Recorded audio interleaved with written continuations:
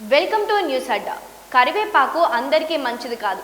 కరివేపాకు భారతీయ వంటకాల్లో తప్పనిసరిగా వాడే సుగంధ ద్రవ్యం. ఇది రుచిని పెంచడమే కాకుండా విటమిన్ ఏ, కాల్షియం, ఐరన్ వంటి పోషకాలతో కూడిన అద్భుతమైన ఔషధ గుణాలను కలిగి ఉంటుంది. జుట్టు ఆరోగ్యం, జీర్ణక్రియను మెరుగుపరచడం, డయాబెటీస్ నియంత్రణకు ఇది ఎంతో సహాయపడుతుంది.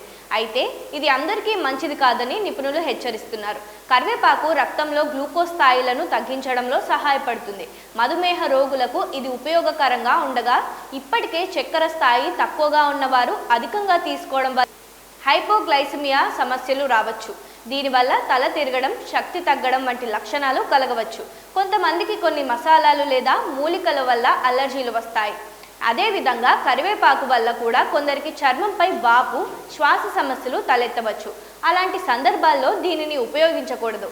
గర్భధారణ సమయంలో శరీరం హార్మోన్ల మార్పులను సున్నితంగా ఉంటుంది. కరివేపాకు రసం లేదా అధిక మొత్తంలో పొడిని తీసుకుంటే వాంతులు, జీర్ణ సమస్యలు రావచ్చు.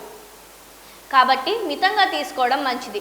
కరివేపాకు సాధారణంగా జీర్ణక్రియను మెరుగుపరచడంలో సహాయపడుతుంది. కానీ అల్సర్ లేదా ఇతర జీర్ణాశయ సమస్యలున్న వారు పచ్చి ఆకులను నేరుగా తినడం వల్ల సమస్యలు ఎదుర్కొనే అవకాశం ఉంది. అలా వ్యాధి ఉన్నవారు లేదా డయాలసిస్ తీసుకుంటున్న వారు ఏదైనా ఔషధ మొక్కను అధిక మోతాదులో తీసుకునే ముందు వైద్యుడిని సంప్రదించడం అవసరం. కరివేపాకు ఆరోగ్యకరమైనది అయినప్పటికీ కొన్ని పరిస్థితుల్లో జాగ్రత్తగా తీసుకోవాలని నిపుణులు సూచిస్తున్నారు.